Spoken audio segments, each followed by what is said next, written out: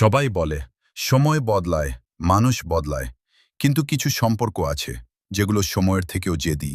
আমার জীবনে এমন একজন ছিল, না সে আমার আত্মীয় না, কোনো রক্তের সম্পর্ক না, কিন্তু অদ্ভুতভাবে সেই আমার সবচেয়ে কাছের মানুষ ছিল। আমরা একসাথে বড় হইনি, কিন্তু একসাথে বড় হয়ে গেছি। একদিন হঠাৎ সব কিছু এলোমেলো হয়ে গেল। জীবন এমন এক জায়গায় নিয়ে গেল যেখানে আমি নিজেকেই চিনতে পারছিলাম না। সবাই তখন ব্যস্ত, কেউ সময় পেল না আমার কথা শোনার। আমি ধীরে ধীরে চুপ হয়ে গেলাম। হাসতাম, কিন্তু ভিতরে ভিতরে ভেঙে পড়তাম। এক রাতে মাঝরাতে ফোনটা বেজে উঠল। ওপাশ থেকে একটা কণ্ঠ, "তুই ঠিক আছোস তো?" আমি বললাম, "হ্যাঁ, ভালো আছি।" কিন্তু সে হেসে বলল, "মিথ্যা বলিস না, তোর কণ্ঠ আমি চিনি।" ওই এক লাইনে আমি আর নিজেকে ধরে রাখতে পারলাম না। আমি কাঁদতে লাগলাম। কথা জড়িয়ে যাচ্ছিল, কিন্তু সে একবারও থামায়নি।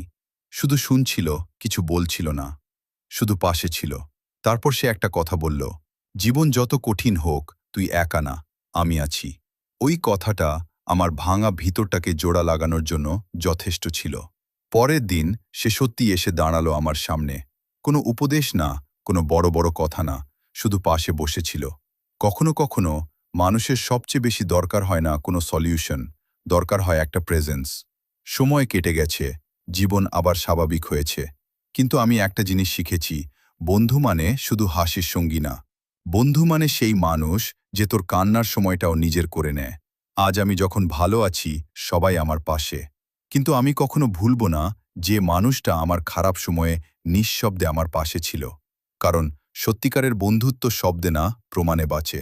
যদি তোর জীবনে এমন একজন মানুষ থাকে, তাকে কখনো হারাতে দিস না।